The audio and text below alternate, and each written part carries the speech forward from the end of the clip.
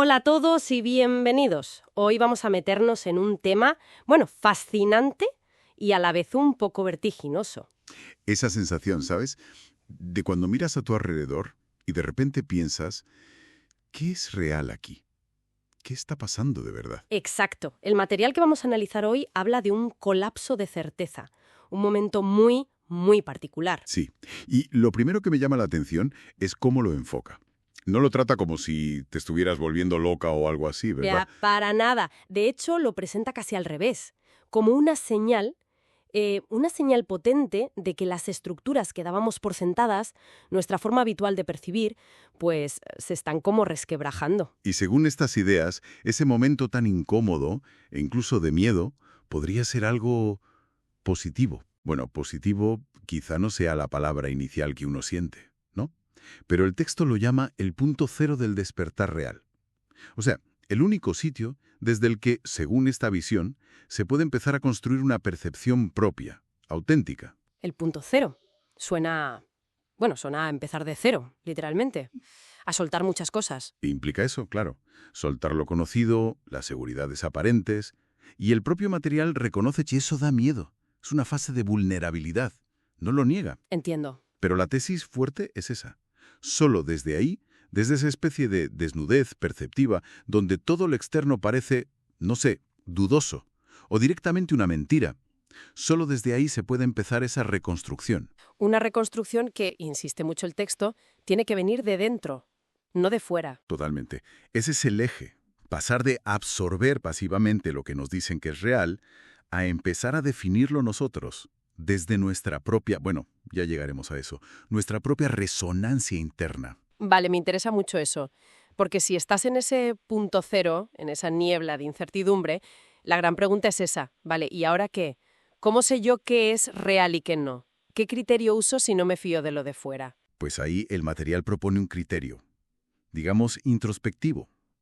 Sugiere que lo real, para cada uno, es aquello que se siente internamente estable, algo que permanece, que tiene como un peso propio dentro de ti, sin que necesites que nadie más te diga, sí, eso es verdad. O sea que no depende de que esté de moda, o de que lo diga la tele, o que todo el mundo lo crea. Justo. Lo contrasta con lo que llama construcciones sociales, ideas o creencias que sí necesitan ese apoyo constante, esa validación del grupo, ¿sabes? Si dejas de alimentarlas o de confirmarlas colectivamente, como que se desvanecen. Entiendo la diferencia. Uno es como intrínseco y lo otro es dependiente del consenso. Exacto, y habla de una resonancia en el núcleo, una sensación muy profunda, muy personal, de que algo vibra como verdadero para ti, aunque a lo mejor no sepas ni explicarlo con palabras, ¿eh? Ya, esa sensación de esto me cuadra, aunque no tengas todos los datos o la lógica perfectamente alineada, como una intuición fuerte. Podría ser algo así. El texto apunta a esa solidez interna, a algo que se siente firme por sí mismo, incluso cuando apagas todo el ruido exterior. Esa sería la pista, la clave para identificar lo que es auténticamente tuyo, tu verdad personal, digamos. Tiene sentido. Pero claro, vivimos en un mundo complejo. Y el propio material que analizamos no es ingenuo. Habla directamente de, usa palabras fuertes, manipulación psíquica extrema. Sí, es muy directo en eso. Y menciona una desconfianza generalizada hacia los sistemas externos. Habla de religiones, gobiernos, medios de comunicación, la ciencia oficial, incluso la espiritualidad más comercializada. Es una visión bastante crítica del entorno. Lo es. Plantea que muchos de estos sistemas, quizá no todos de forma consciente o malintencionada siempre, pero sí por su propia naturaleza, pueden tender a generar dependencia, a quitar poder personal, a moldear la percepción de maneras que no siempre son, liberadoras. Entonces, si el entorno puede ser así de influyente o manipulador, y la clave es mirar hacia adentro, ¿cómo hacemos para distinguir? ¿Cómo no caer en autoengaños o simplemente confirmar nuestros propios sesgos creyendo que es una resonancia interna? Muy buena pregunta.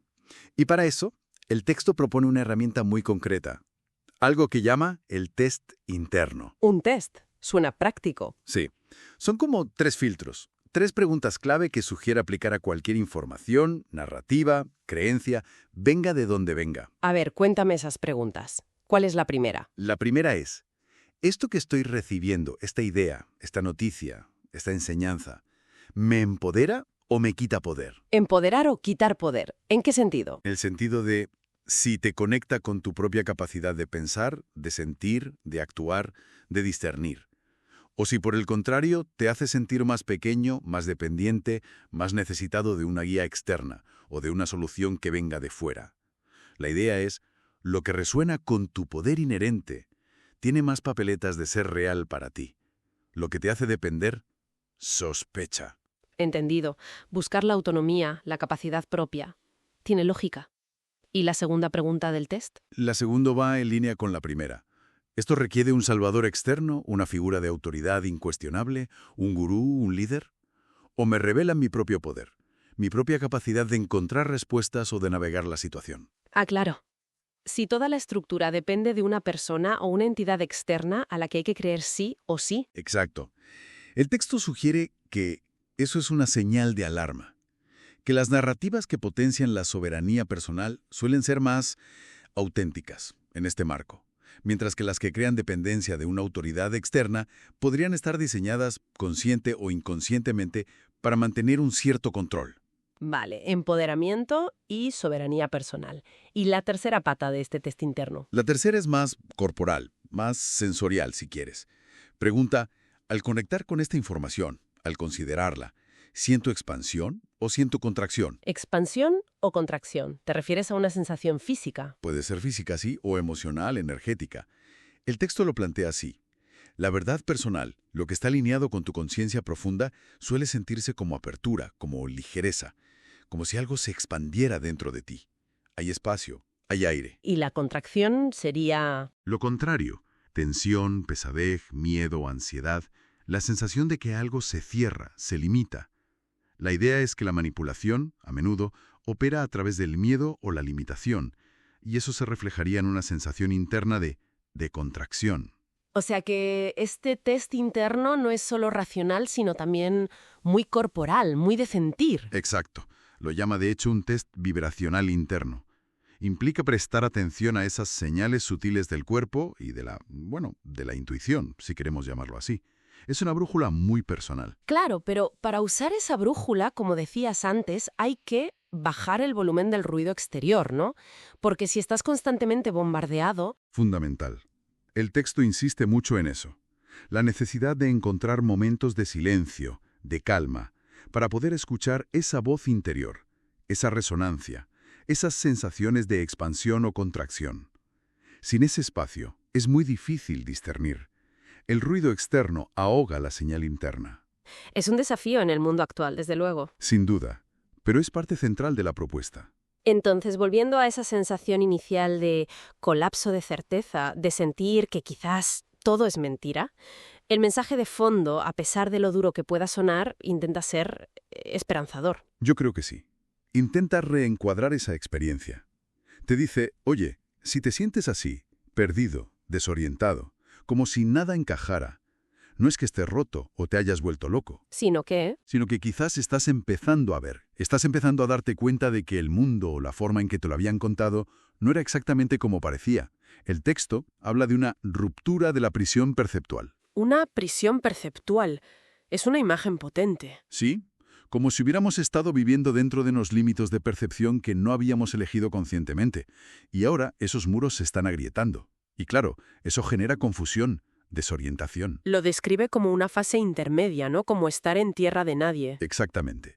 Una etapa entre la vieja programación, las creencias y percepciones heredadas o absorbidas, y una nueva claridad que todavía está por construir, y es incómodo estar ahí, en medio. Claro, porque ya no te sirve lo viejo, pero todavía no tienes lo nuevo. Justo.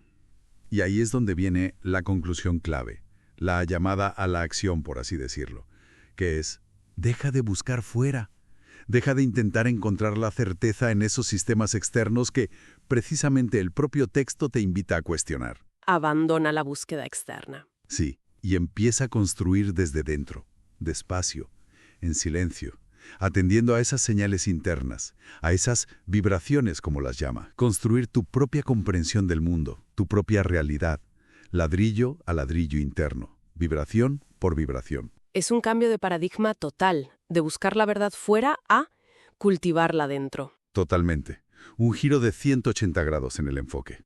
Bien, pues si tuviéramos que resumir las ideas clave de esta exploración que hemos hecho, ¿qué destacaríamos? Pues yo diría, primero, la idea de que ese colapso de certeza no es el fin del mundo, sino un posible punto cero para un despertar auténtico. Un punto de partida, aunque sea incómodo. Vale, el punto cero como inicio. ¿Qué más? Segundo, la propuesta de definir lo real no por validación externa, sino por estabilidad interna. Esa resonancia en el núcleo como criterio personal de verdad.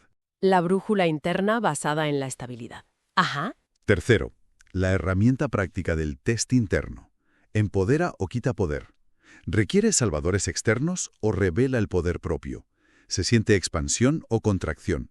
Una forma de navegar la información y las influencias. El test como filtro de discernimiento. Muy útil. Y cuarto, la conclusión fundamental. La llamada a abandonar la búsqueda de certezas externas y empezar conscientemente la tarea de reconstruir la propia percepción y comprensión desde el interior, atendiendo a esas señales sutiles, a esa vibración personal. En el día a día, con la sobrecarga de información, la polarización. Bueno, yo creo que ofrece una perspectiva, una vía alternativa para gestionar precisamente eso. La incertidumbre, el ruido constante, la sensación de no saber a qué atenerse. En lugar de angustiarse por encontrar la verdad definitiva fuera, que parece cada vez más esquiva. Propone volver la mirada hacia adentro. Exacto. Invita a cultivar la confianza en la propia brújula interna, a darle más peso al propio sentir, a la propia intuición razonada como guía para navegar.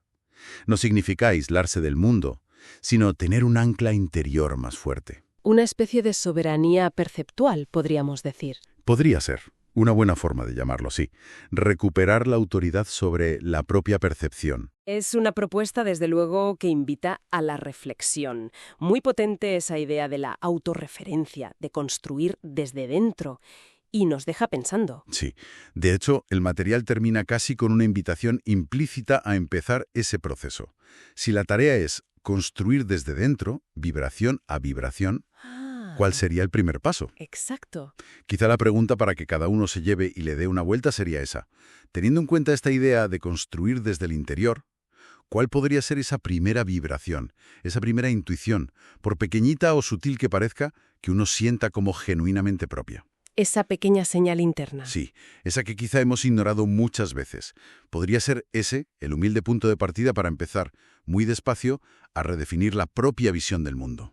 Una pregunta interesante, para dejarla flotando. Ahí queda. Pues muchísimas gracias por este análisis tan esclarecedor, diría yo. Un placer, como siempre. Y a todos ustedes, gracias por acompañarnos. Hasta la próxima.